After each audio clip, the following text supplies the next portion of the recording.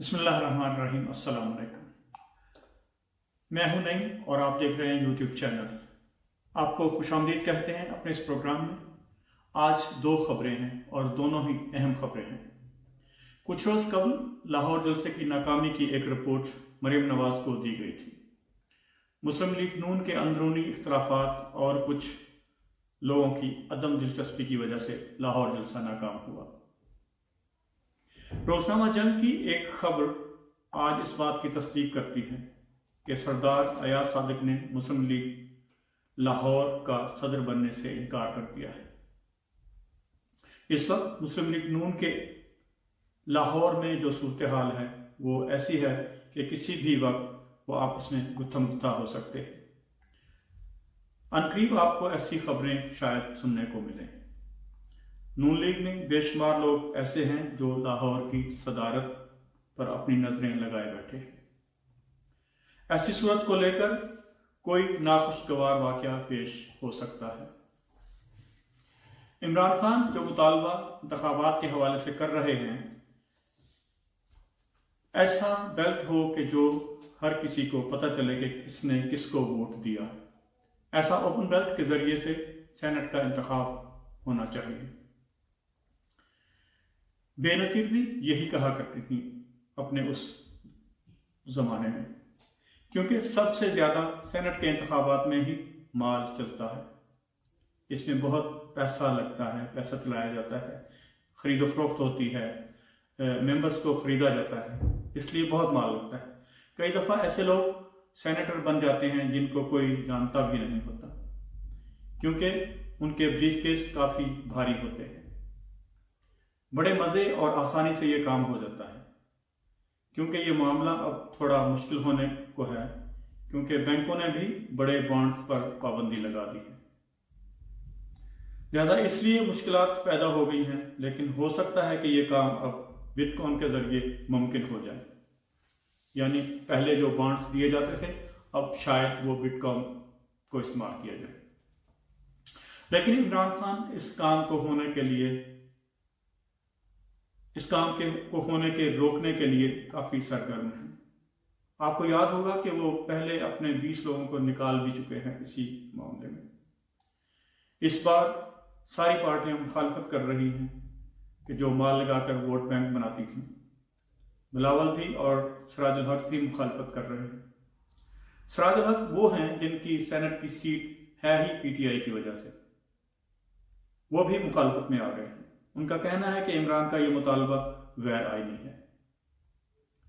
ये मुतालबा आईनी है या गैर आईनी, सबूत आपको हिस्ट्री में मिल सकते हैं।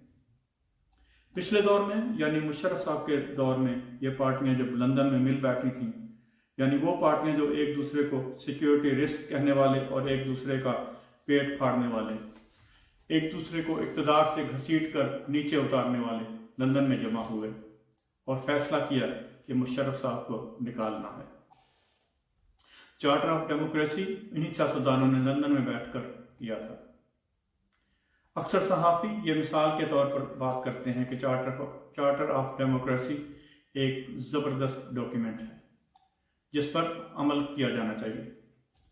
अब जो सारे सियासी और सहाफ़ी बाबे इस चार्टर ऑफ डेमोक्रेसी को भूल कर बैठे हैं, जब ये सारे लंदन में सर जोड़ कर बैठे थे तो पहला अहद यही किया था। उन्होंने कहा था कि ये जो आमरीत है उसने मुल्क को तबाह कर दिया है। इस आमरीत से जान छुड़ाने के लिए हम अहद करते हैं। इस थियरी को पॉइंट नंबर 24 सेनेट के इंतखाबात के हवाले से ही था। उस वक्त ये सारे यही बात करते थे जो आज इमरान खान कहता है। इमरान ने कोई नई बात नहीं कही। माजी में बेनज़ीर और नवाज शरीफ भी यही बातें करते रहे हैं। करप्शन का खात्मा करने के लिए ओपन बेल्ट का होना बहुत ज़रूरी था। उस वक्त ये कहते थे कि जिसने पार्टी की पॉलिसी से खिलाफ पार्टी की पॉलिसी के खिलाफ वोट दिया उसको डी नोटिफाई किया जाएगा।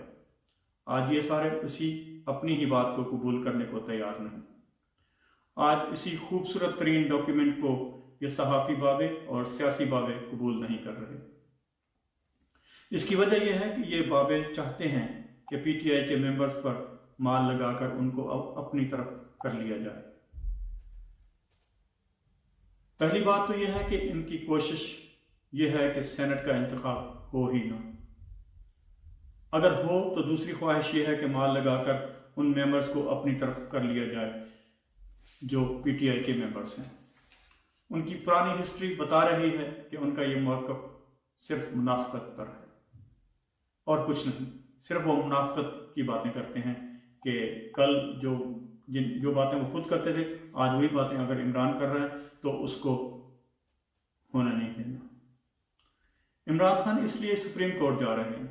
ان تمام تر چیزوں کو دیکھتے ہوئے ممکن ہے کہ فیصلہ حکومت کے حق میں ہی آ جائے۔ کل عمران خان نے ایک انٹرویو میں یہ بھی بتایا کہ ایک تو یہ لوگ استعفے دیں گے نہیں، لیکن عمران نے کہا کہ میں چاہتا ہوں کہ یہ لوگ استعفے دیں اور سارا گند جو ہے وہ صاف ہو جائے۔ بات یہ ہے کہ وزیر اعظم سمجھ چکے ہیں کہ استعفے کا ڈرامہ ختم ہونے کو ہے۔ پی ڈی ایم نے جلسے کر لیے، حاصل کچھ نہیں ہوا، اور اب ان کی باتیں بھی اسی طرح سے چل رہی ہیں کہ بس ٹائم گین کر رہے ہیں، ہونا کچھ نہیں، نہ ہی آگے لانگ مارچ اور نہ ہی استعفوں کا معاملہ تو اب لگتا ہے کہ بالکل کھٹائی میں جا چکا ہے۔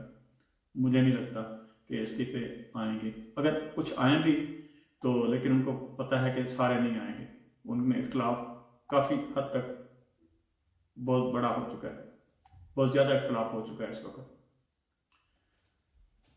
تو دیکھتے ہیں اب آئندہ آنے والے دنوں میں کیا بنتا ہے، کیا ہوتا ہے، کس طرف کروٹ بدلتا ہے یہ معاملہ، تو آئندہ دنوں میں دیکھتے ہیں۔